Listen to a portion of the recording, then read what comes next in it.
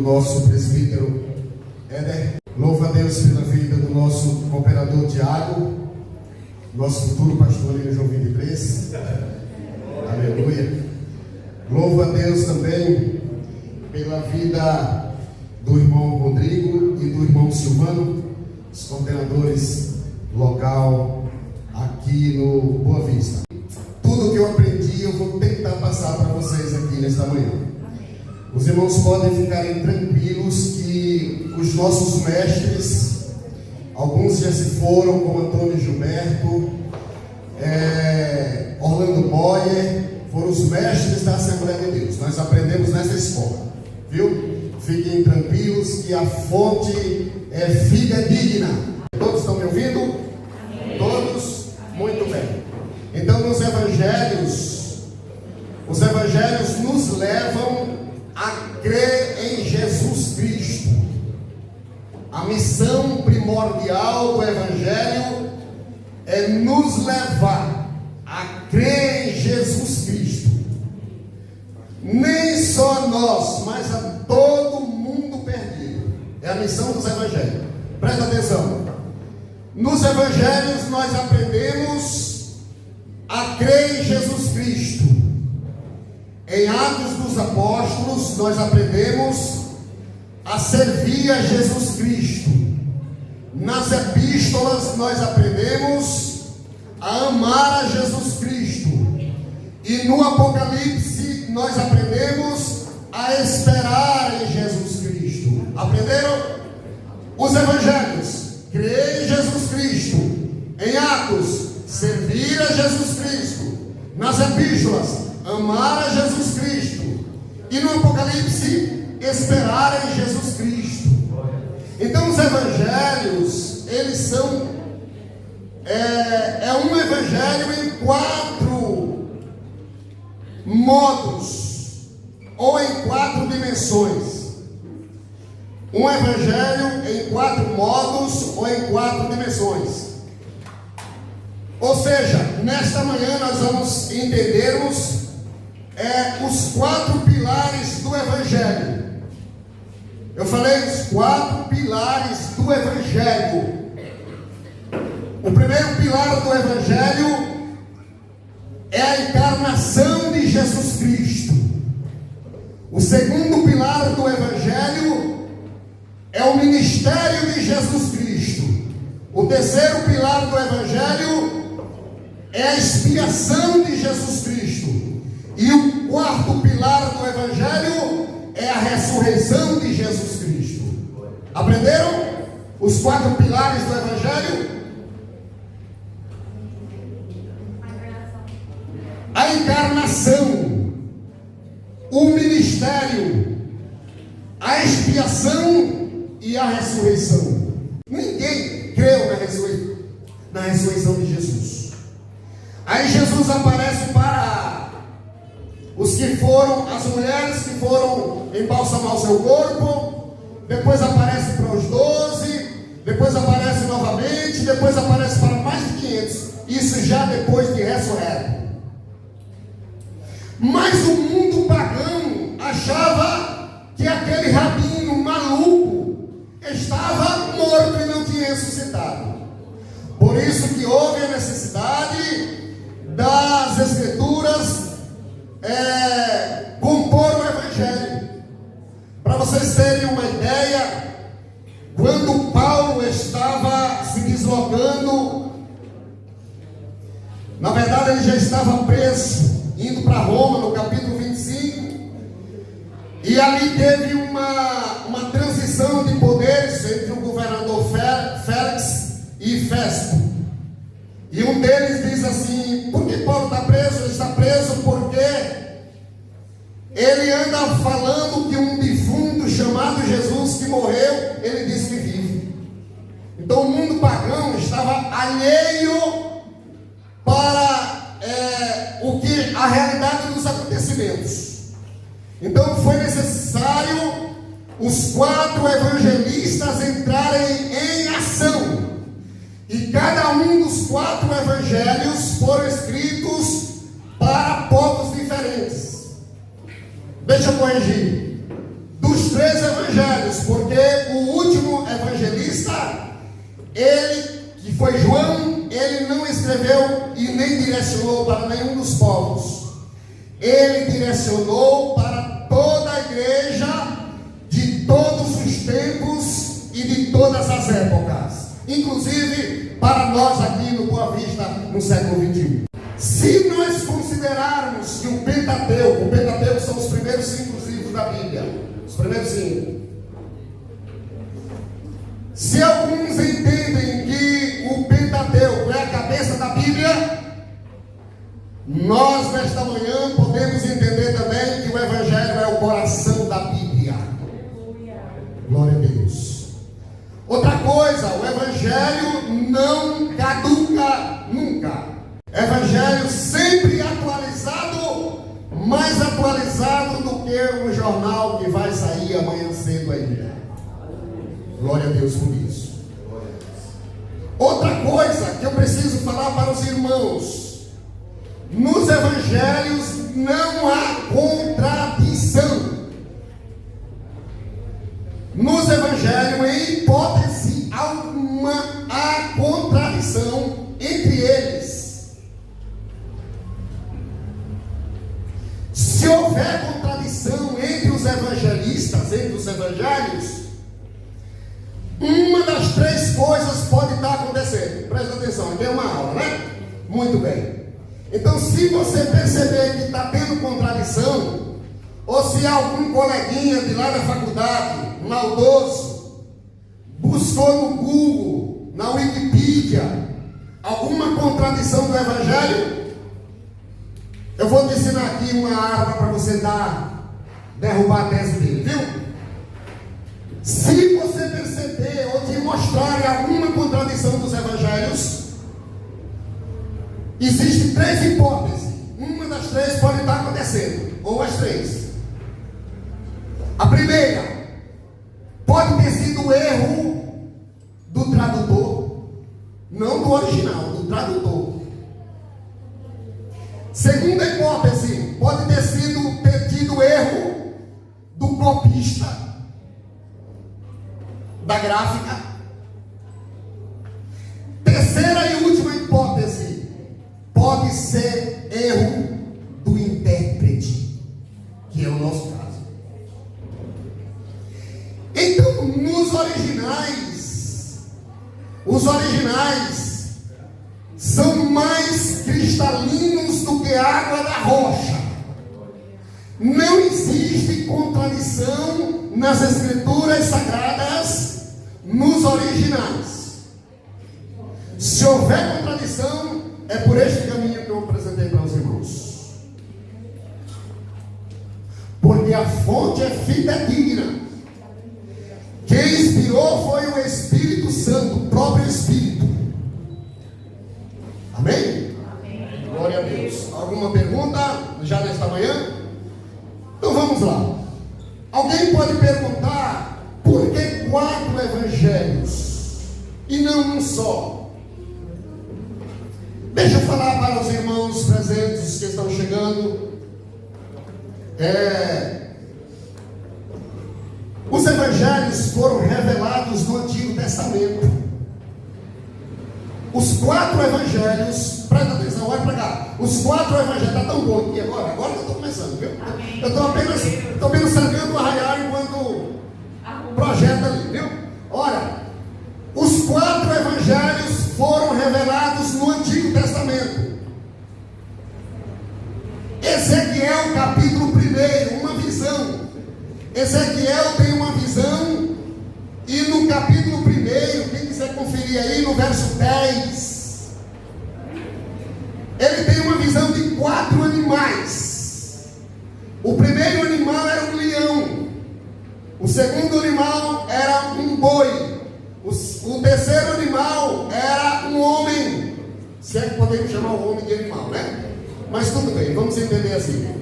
E o quarto animal, quem lembra?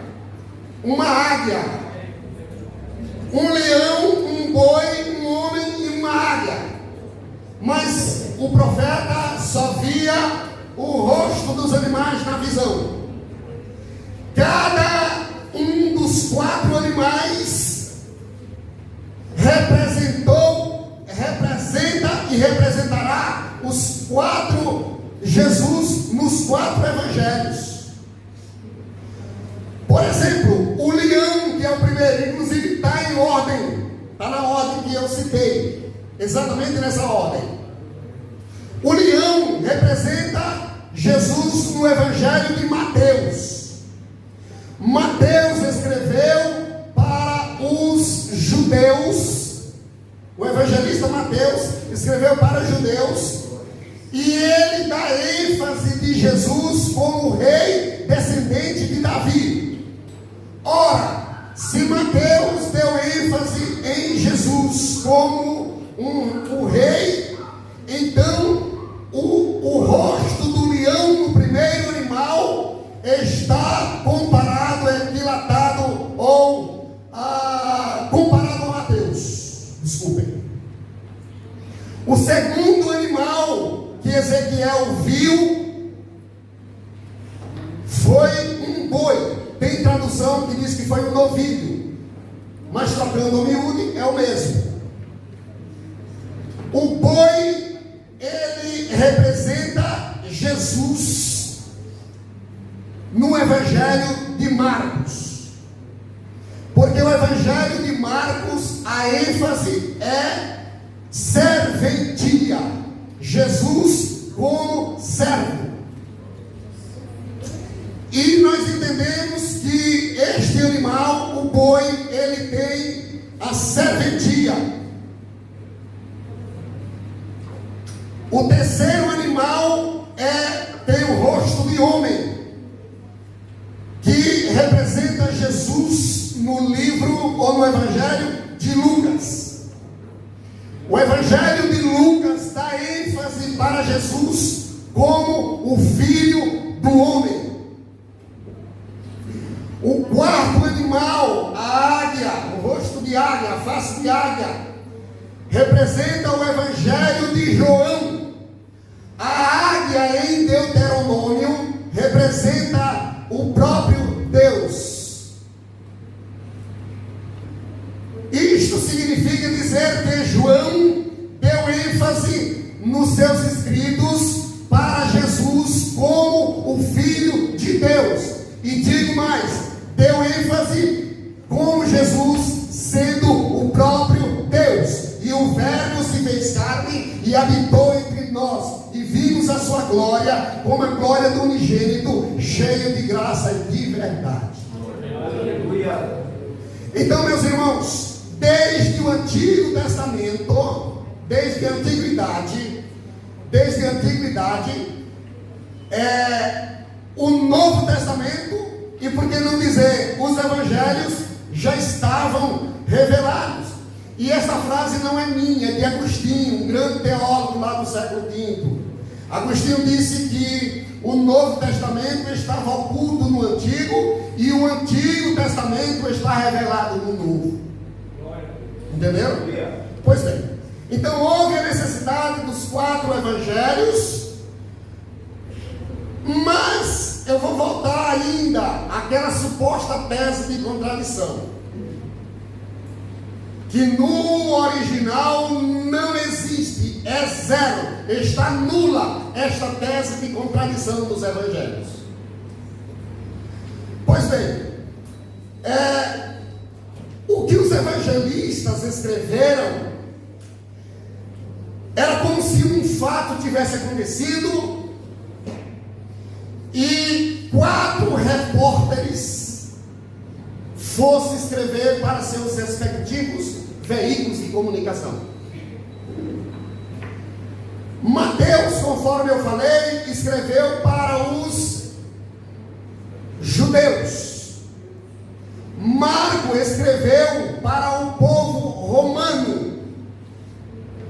Lucas escreveu para Teófilo, um grego, mas com o objetivo de atingir todo o povo grego. E eu já havia falado que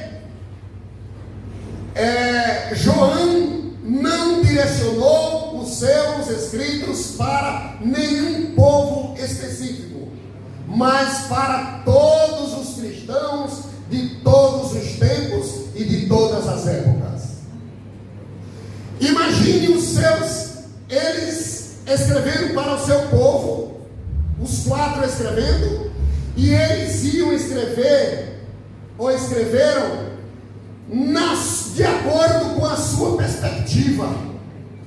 Obviamente eles estavam sendo inspirados pelo Espírito Santo, é óbvio, mas eles estavam escrevendo de acordo com a sua perspectiva. Por exemplo, meu nobre Marcos escreveu para os romanos, e o único evangelho que menciona, o que mais menciona o latinismo, que era a língua oficial de Roma, é o Evangelho de Marcos. Marcos, ele dá ênfase para a língua latina, porque era a língua oficial de Roma. Marcos também, ele não fala da genealogia e nem fala do nascimento de Jesus, nem ele e nem João. Agora, por que Marcos não fala da genealogia e nem do nascimento de Jesus? Sabe por quê? Porque os romanos não iam entenderem nada. Os romanos iam ficarem ao léu. Então Marcos resolveu já ir direto ao ponto. Inclusive, nem Marcos é o único dos evangelhos, e aqui eu posso dizer que é o único, porque eu estudei, o único dos evangelhos onde os discípulos não chamam Jesus de Senhor. Porque nenhum lugar dos 16 capítulos do livro de Marcos, do Evangelho de Marcos, Jesus é chamado de Senhor pelos discípulos. É chamado de Senhor 17 vezes, mas não pelos discípulos. Por que Marcos não deu essa ênfase? Porque Jesus, no Evangelho de Marcos, é representado como servo. No Evangelho de Lucas, Lucas dá ênfase, e Lucas escreveu para o povo grego, os gregos. E Lucas dá ênfase para que este povo pudesse entender a dinâmica dos últimos acontecimentos, desde a genealogia, passando pelo nascimento, batismo, tentação e por aí vai. Pois bem, Lucas dá ênfase para as parábolas de Jesus. Mateus dá ênfase para os sermões. Marcos dá ênfase para os milagres. Mas Lucas dá ênfase para as parábolas de Jesus. Outra coisa, as mulheres aqui, Lucas é chamado de o Evangelho, não é Lucas o que escreveu, é o livro, o Evangelho das Mulheres. Sabia disso ou não? Então fique sabendo nesta manhã. Dos 4 evangelistas, Lucas é o único que dá mais, não estou falando essa palavra único, que não é o único, os outros falam também, mas ele dá mais ênfase, é isso que eu quero falar, para as mulheres. Inclusive ele até detalha sobre a vida evangélica de cada uma delas. Por exemplo, já começa com Maria, mãe de Jesus, Isabel, e aí por aí vai, viu? Já começa por ali, pelos primeiros capítulos.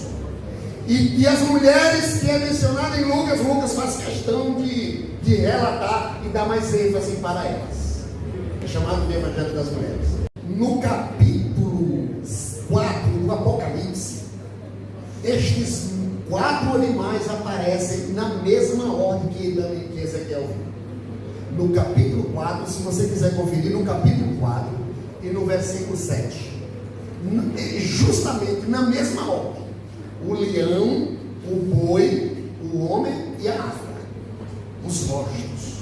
Ezequiel viu lá no Antigo Testamento, aconteceu quando Jesus encarnou, e no Apocalipse Deus deu a mesma revelação para João.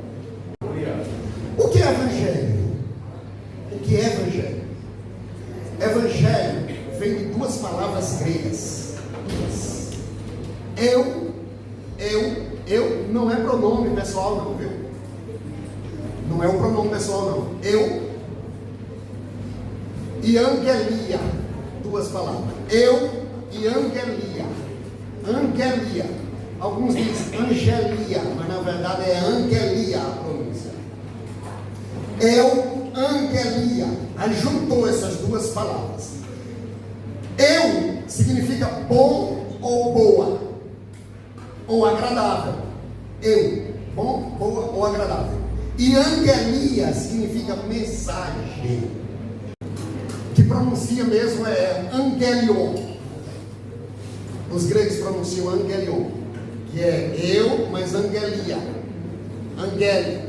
Angelion.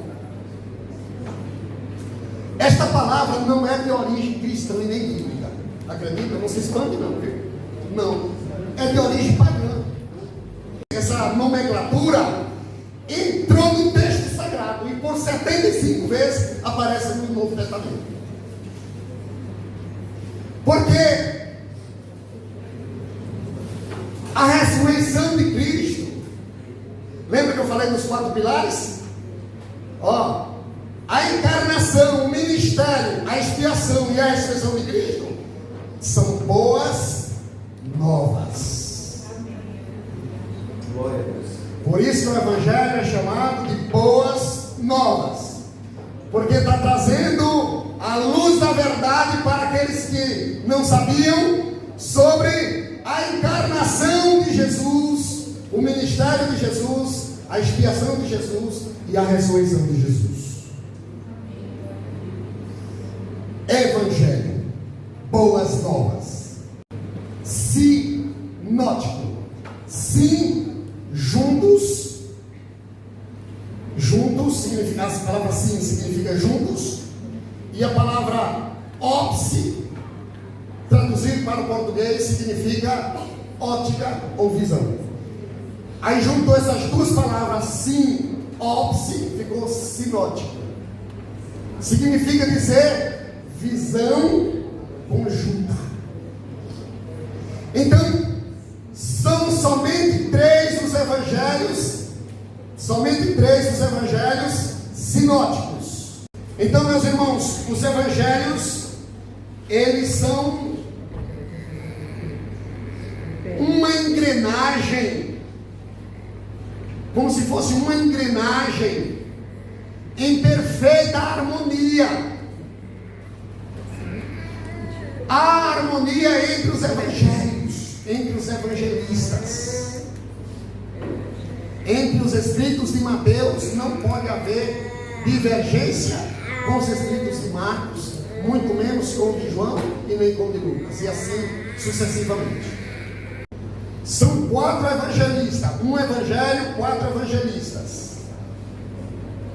Se fosse 3 evangelistas e nós tirarmos um, fica incompleto. Isto significa dizer que os 4 evangelhos formam a dose exata, a medida exata para a salvação da humanidade. Não pode acrescentar e nem reduzir. São os 4. É a dose exata. Por que a dose exata? Porque o que um omite, o outro completa. O que falta num, tem no outro.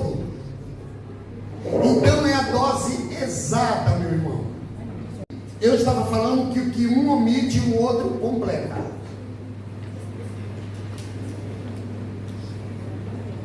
Por exemplo, eu até já falei que Marcos não fala da genealogia e nem do nascimento de Jesus. Nem ele e nem João. Mas os outros já falam. E Lucas, ele foi mais enfático com isso. Lucas fala do único evangelho, que é o único, viu? Pode escrever comigo. É o único. Que fala da adolescência de Jesus. Porque adolescentes, né? A grande maioria, né? Então a grande maioria aqui, adolescentes. Então, o único evangelista falou de Jesus, dessa faixa etária de Jesus, foi só Lucas. Os demais não falaram. João, ele focalizou o ministério de Jesus, mas deu ênfase mais para o ministério de Jesus na Judéia, enquanto os outros 4 evangelistas, os sinóticos, enfatizou o ministério de Jesus na Galileia. E aqui eu quero explicar para os presentes o que é Judéia e o que é Galileia. Eram províncias. As províncias principais nos dias de Jesus era Judéia lá embaixo e Galileia lá em cima. Por que eu digo lá embaixo e lá em cima? Porque Galileia ficava no sul, aliás no norte, e Judéia lá no sul. Olha, Galileia era norte e sul. Galileia no norte, Judéia no sul. Entre Galileia e Judéia tinha uma província chamada de Samaria. Os aspectos dos evangelhos sinóticos, terceiro tópico, os aspectos dele. Eles são parecidos, mas não são idênticos, repito. Por que eles são parecidos?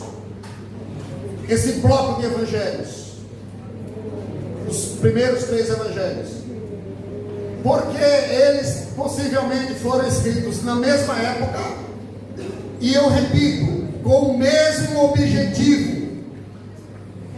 Cada um deles estava se esforçando a levar a mensagem do evangelho para os 4 pilares do evangelho, para os povos, seus respectivos povos.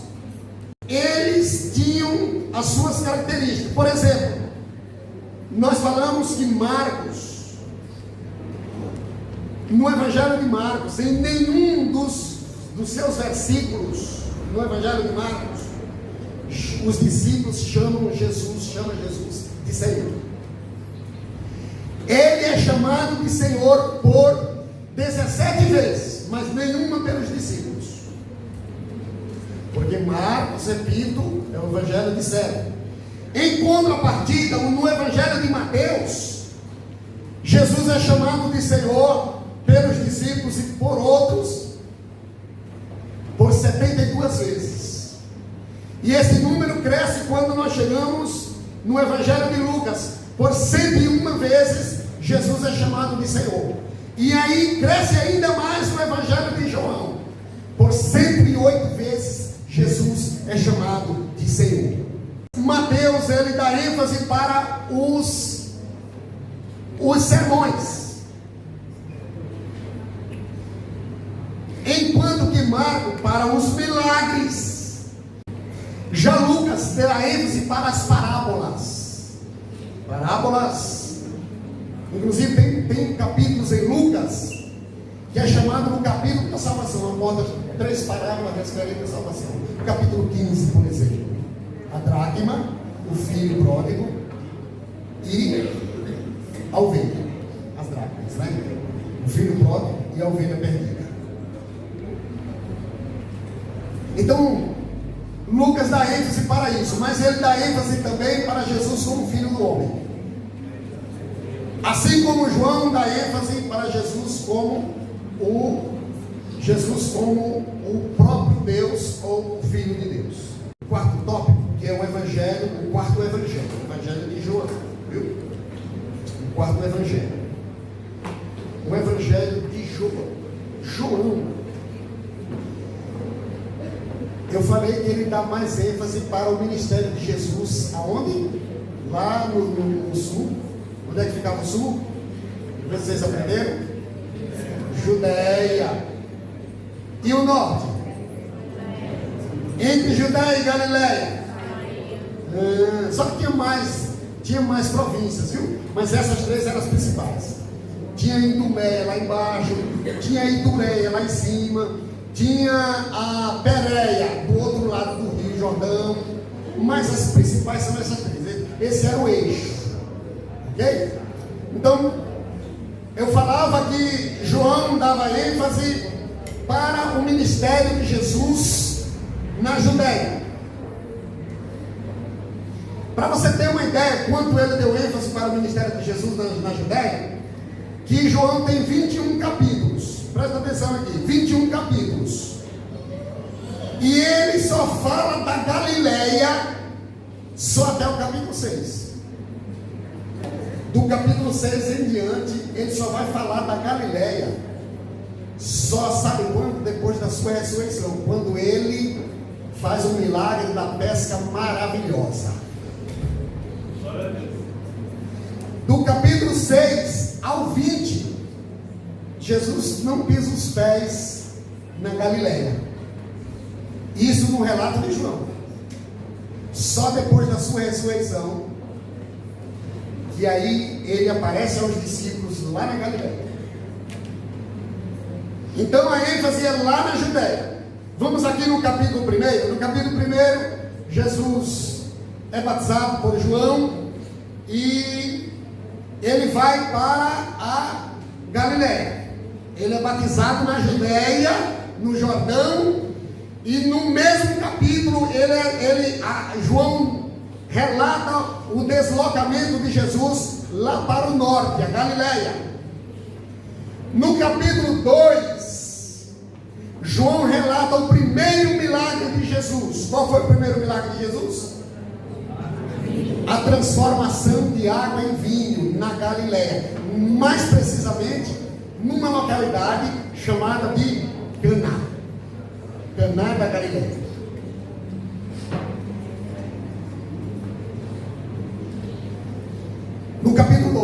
No capítulo 2 ainda, ele já mostra ele vindo para a Judéia. Ele centralizou o ministério de Jesus na Judéia. No capítulo 3, ele está na Judéia, porque ele tem aquela conversa com o doutor Nicodemos. No capítulo 3 de João. Estou falando aqui, mastigando capítulo por capítulo. Capítulo 3, João apresenta a ele o diálogo com o doutor Nicodemos. O doutor Nicodemos foi falar com Jesus à noite. No capítulo 4, ele está se deslocando da Judéia para a Galileia. O que é que acontece ali no capítulo 4? Não entendi. Isso, lá em Sicar, em Samaria, para ter aquele diálogo com a mulher samaritana. Então, Jesus, no capítulo 3, doutor Nicodemos, vai para a Galileia. Só que antes de chegar na Galileia, era obrigado a passar em Samaria, era necessário passar em Samaria. E aí ele fica lá meio-dia na beira do poço. Aí a mulher vem e aí encontra o Messias. Será que foi por acaso? Não foi por acaso. Mas deixa a mulher samaritana sentadinha lá e vamos seguir, porque temos mais capítulos. Muito bem. No capítulo 5, ele vai para Galileia. Só que no capítulo 5, ele já está na Judéia novamente. Porque no capítulo 5, ele faz um milagre no poço ou no tanque de Betesda. No poço não, desculpe, no tanque. A diferença tem diferente de poço para tanque, viu? Quem não é, eu sou rural, da área rural, então eu sei o que é a diferença, viu? Poço para tanque. Então, lá em Samaria, a mulher foi no poço. No capítulo 4 era um poço. Poço de quem? De Jacó. Lá no capítulo 5 era um tanque de Betesda. Aí ele faz o milagre. Isso aonde? Lá na Judéia, lá no sul. Aí no capítulo 6, Galileia. Ele está lá na Galileia. E aí ele não vai mais para Galileia, só depois da sua ressurreição. Aí ele vem para a Judéia no capítulo 7, que é na festa. Inclusive acho que é a aula que hoje da EBD, né? Dos adultos. Capítulo 7, ele está na Judéia. E aí segue, capítulo 8, a mulher adúltera, lá na Judéia. Capítulo 9, outro tanque de Siloé, cura o cego no tanque de Siloé.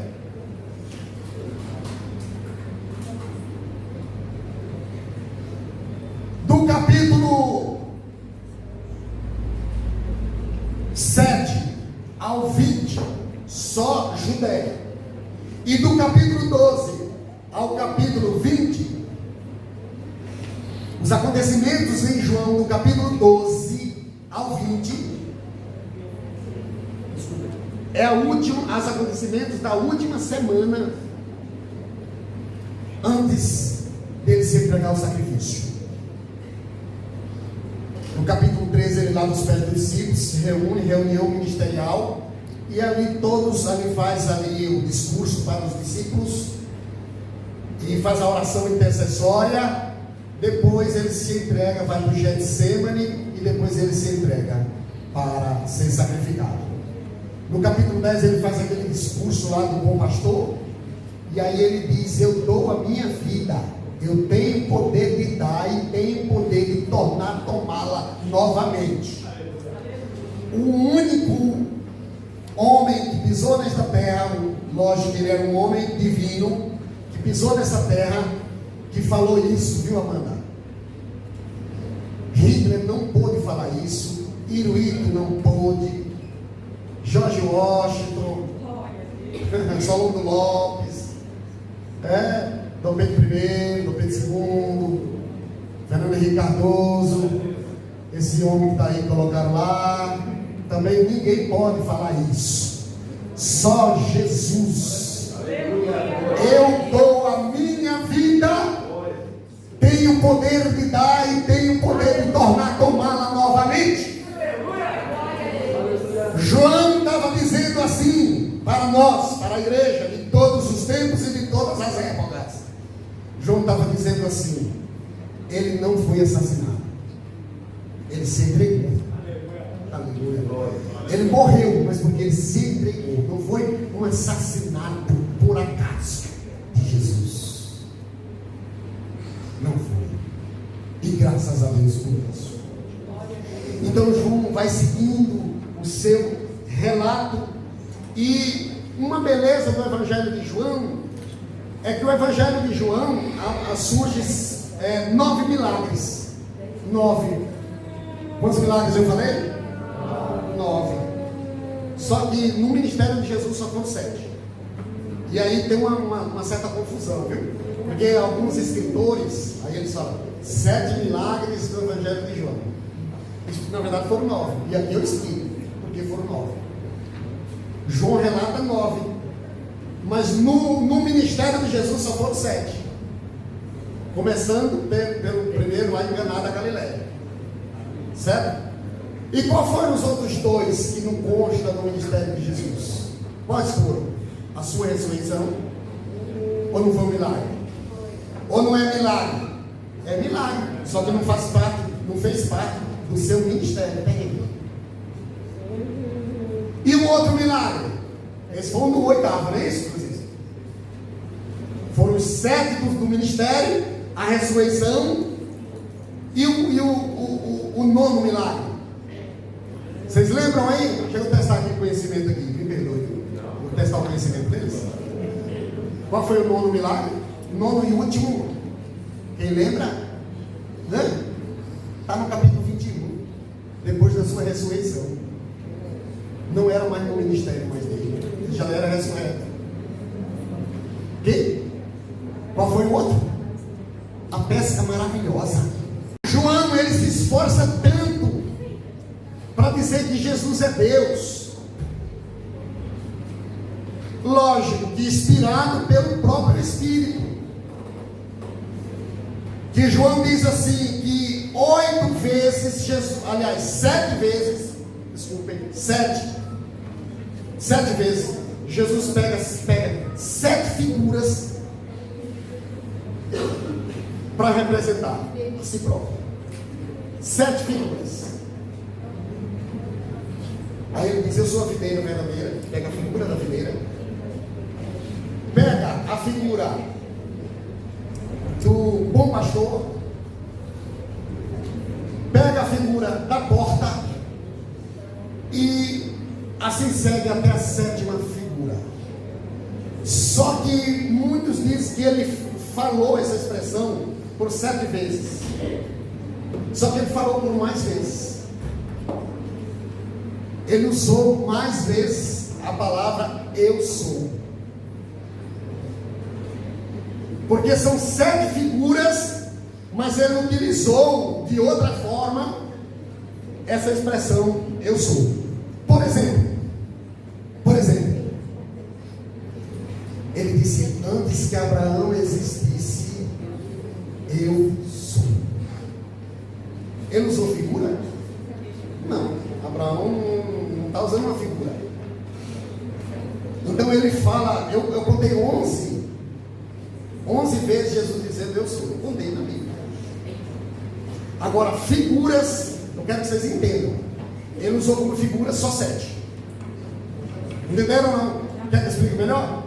Jesus, ele não falava do Espírito Santo. Vocês perceberam no meio dos evangelhos?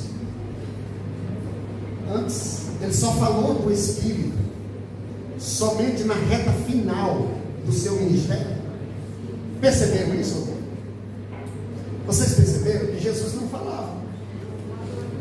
Curava cego, levantava paralítico, água e vinho, mas ele não falava do Espírito. Só que na reta final, e por que não dizer na última semana, do seu ministério, pelo menos foi um dos evangelistas registrados, e mais precisamente João. Inclusive Mateus e Marcos não dá ênfase para o Espírito Santo. João é o que dá mais ênfase para o Espírito Santo, ali na reta final do ministério de Jesus. E João, só no Evangelho de João ali, daquele bloco de capítulos do 12, do 13 ao 16, a palavra consolador aparece 4 vezes. Consolador.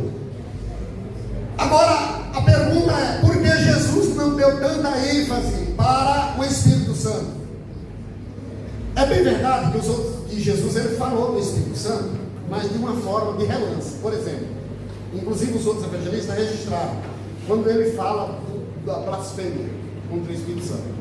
É verdade que os outros evangelistas eles relatam o alerta que Jesus deu ali sobre a blasfêmia contra o Espírito Santo. Mas o ministério do Espírito Santo mesmo é quando ele diz assim: convém que eu vá, porque se eu não for, o Consolador não virá, mas se eu for, enviá-lo-ei. No dia de Pentecostes o Espírito Santo desceu, e só tinha 120 crentes lá no cenáculo. Deveria ter mais, porque numa vez só ele alimentou quase 5.000 pessoas com pães e peixes. E esse povo e cadê esse povo? Só tinha 120 crentes lá. Ok? Pois bem, então João dá ênfase para Jesus falando do Espírito Santo. Mas por que João só deu ênfase na última semana do ministério de Jesus aqui na terra sobre o Espírito Santo? Porque Jesus já sabia que nós somos excessivos, já sabia que nós somos frágeis, fracos. Jesus já sabia disso. Ele falou, presbítero Heber, que ele ia ressuscitar e ninguém creu. Imagina se ele fala do Espírito Santo: não, esse negócio do Espírito Santo aí Jesus deixou para falar sobre o Espírito Santo na reta final, que era para ficar gravado na memória deles, que era para eles não esquecerem. E João não perde essa oportunidade, e ele fala do Espírito Santo de forma magistral.